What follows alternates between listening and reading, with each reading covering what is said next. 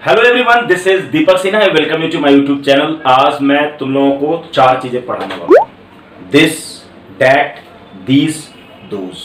अभी बोर्ड पर मैंने लिखा है दिस और दीज, उसके बाद मैं डैट और दोज पढ़ाऊंगा। पहले समझ लो कि ये जो चार चीजें हैं दिस, डैट, दीज, दोज कितना महत्वपूर्ण है। देखो, बचपन से पढ़ते आ रहे हो this is a cat, this is a bat, ठीक है, लेकिन फिर भी गलतियां होती हैं। और सबसे बड़ी बात यह है कि दिस दैट में बहुत अच्छे अच्छे और बड़े बड़े लोग गलतियां करते हैं, लेकिन मैं चाहता हूं कि तुम वे सारी गलतियां ना करो, और इसीलिए मैं ये दिस दैट दीज दोस्त का प्रयोग पढ़ा रहा हूं। शुरू से अंत तक वीडियो को देखना। जो लोग नए हो बिल्कुल सब्सक्राइब कर लेना और बेल आइकॉन दबाना कतई मत भूलना, ठीक है, और शेयर जरूर कर देना। तो चलो सीधे क्लास में आते हैं। क्या लिखा हुआ नजर आ रहा है? दिस या दीज, ये सब या ए। पहले हम दिस की बात कर लेंगे, उसके बाद दीज पे जाएंगे, ठीक है। तो देखो, दिस का क्या मतलब होता है? दिस का मतलब यह, THIS, दिस मतलब यह। कहां पर प्रयोग होता है दिस? ये देखो लिखा हुआ है कि नजदीक के एक व्यक्ति, ध्यान से दो, सिंगल व्यक्ति, सिंगल, अकेला, इकलौता, नजदीक के एक व्यक्ति या वस्तु का बोध होता है। किससे? दिस से। यानी दिस नजदीक के एक व्यक्ति या वस्तु का बोध होता है। अर्थात कहने का मतलब हुआ कि नजदीक में कोई चीज है, जैसे हम बोले यह एक गाय है, यह एक घोड़ा, यह एक पंखा है, ठीक है, यह एक फ्रिज है, यह एक अलमीरा है। इस तरीके से नजदीक के, यह मिस्टर भल्ला है, ठीक है, नजदीक के व्यक्ति वस्तु। और एक चीज और, दिस से परिचय कराने का भी बोध होता है। यदि तुम किसी के साथ परिचय कराते हो तो वहां पर तुम दिस का प्रयोग करते हो। जैसे यह मिस्टर सिन्हा है तो दिस इज मिस्टर सिन्हा, खत्म हो गई बात। परिचय कराने के लिए इस बात को ध्यान में रखना।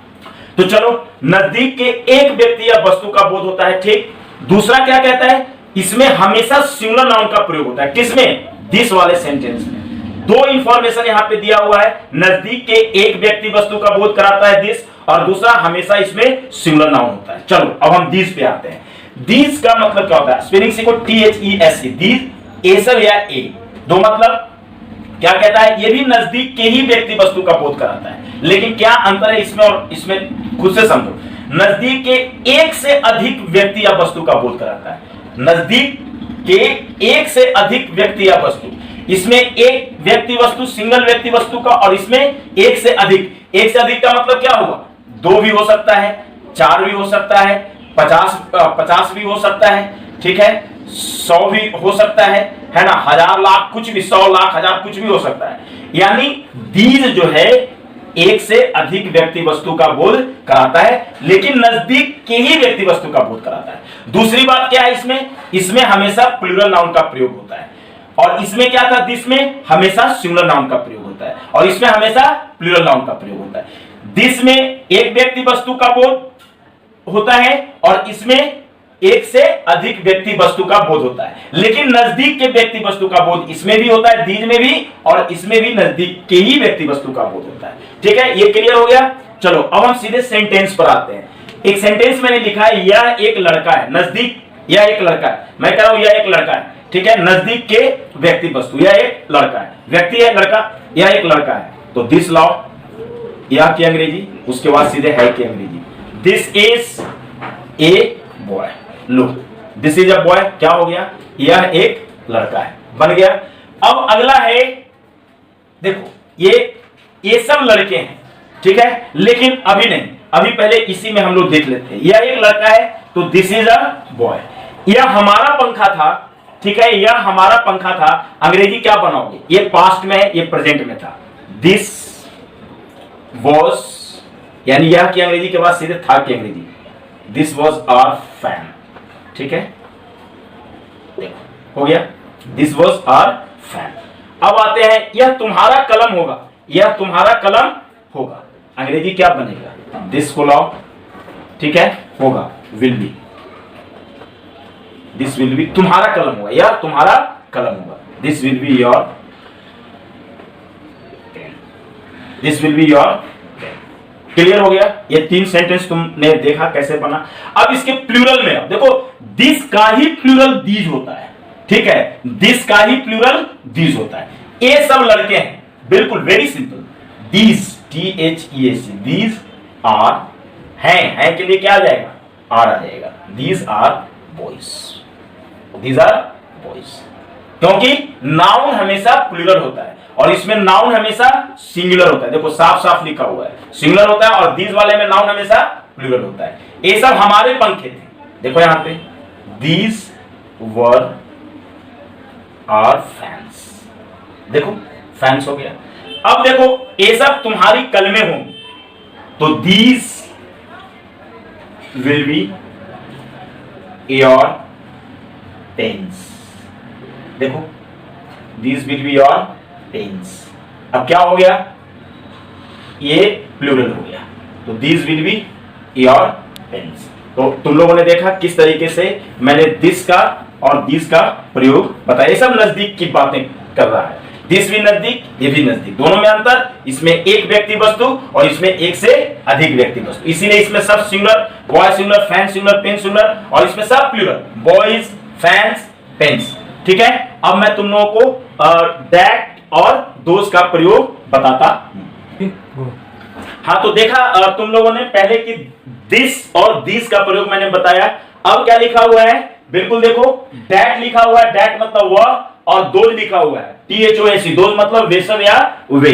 तो अब मैं तुम लोगों को दैट और दोज का प्रयोग बताऊंगा। देखो दोनों में क्या चीजें हैं। दैट मतलब वह, सीधा सीधी समझो, दूर के एक व्यक्ति या वस्तु का बोध होता है, दूर के एक व्यक्ति या वस्तु का बोध होता है, नंबर 1। नंबर 2, इसमें हमेशा सिंगुलर नाउन का प्रयोग होता है।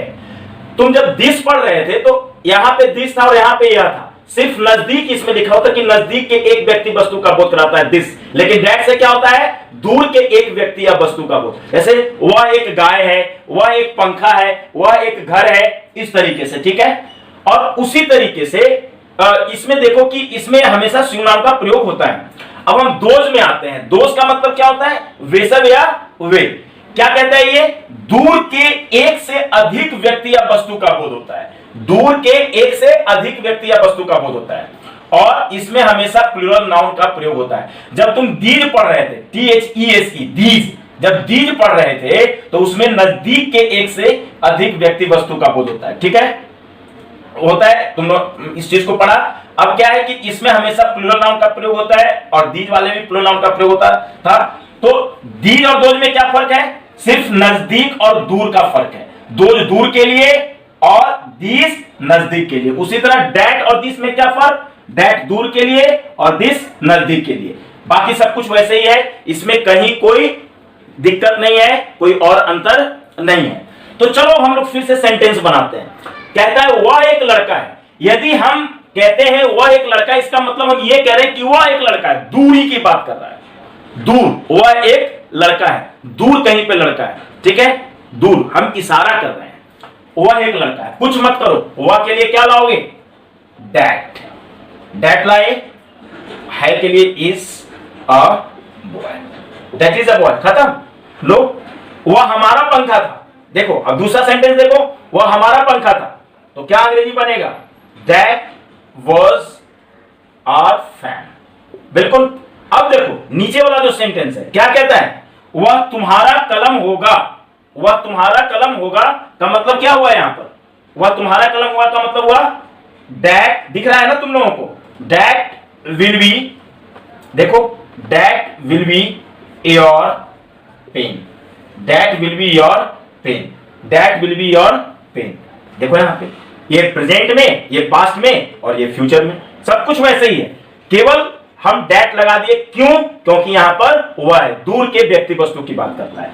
अब देखो दोज वाले में आ जाओ, क्या कहता है, वे सब लड़के हैं। देखो दैट का प्लूरल दोज होता है, जिस तरीके से दिस का प्लूरल दीज होता था उसी तरीके से दैट का प्लूरल दोज होता है।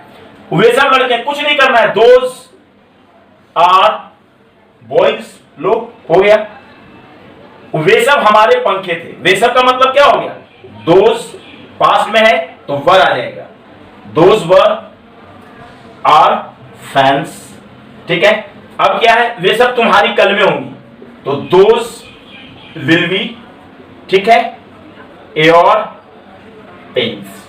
तो तुम लोगों ने देखा कि किस तरीके से दिस और दीज डैट और दोस्त का मैंने सेंटेंसेस तुम लोगों को सिखा दिया।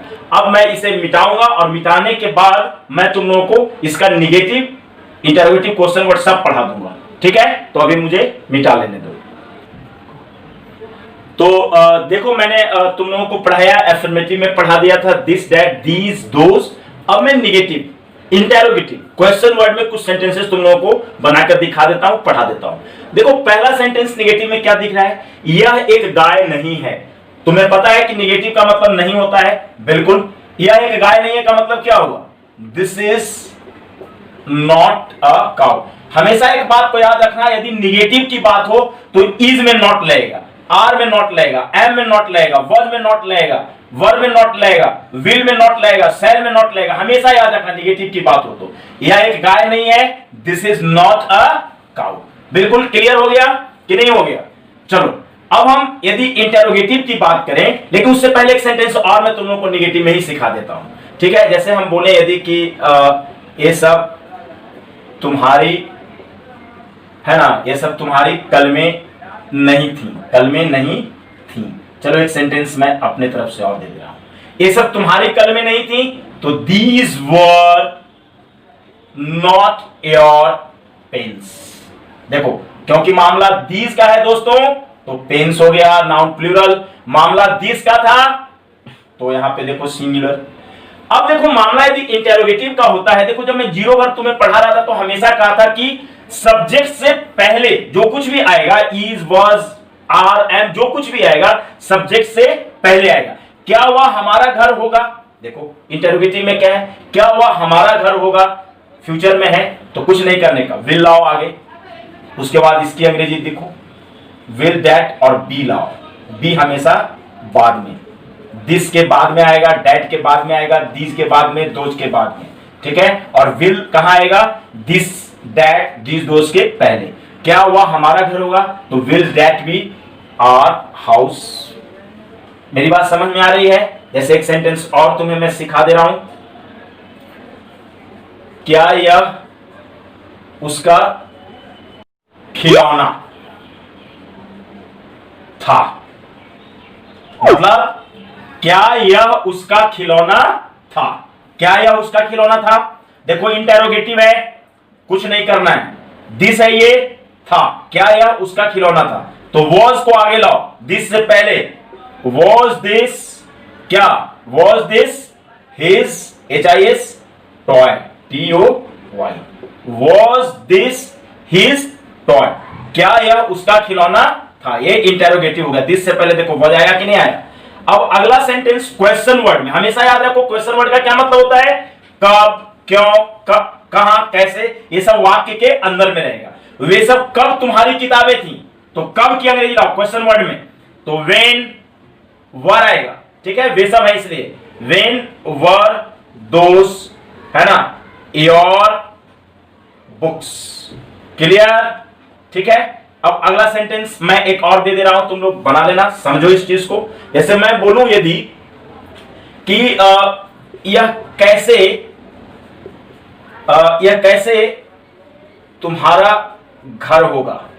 चलो, यह कैसे तुम्हारा घर होगा, कैसे लाओ इसको, हाउ, विल।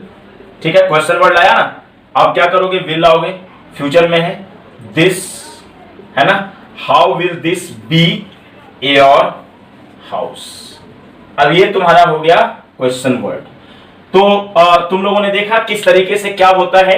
एक चीज और मैं इंफॉर्मेशन तुम लोगों को दे दूं, यदि इंटेरोगेटिव में भी निगेटिव लगा हुआ हो, जैसे क्या वह हमारा घर नहीं होगा, तो ऐसी परिस्थिति में क्या करोगे कि दैट, दिस, दीज, दोज के बाद नॉट डालेंगे हम लोग। क्या वह हमारा घर नहीं होगा, तो will that not be our house, क्या यह उसका खिलौना नहीं था।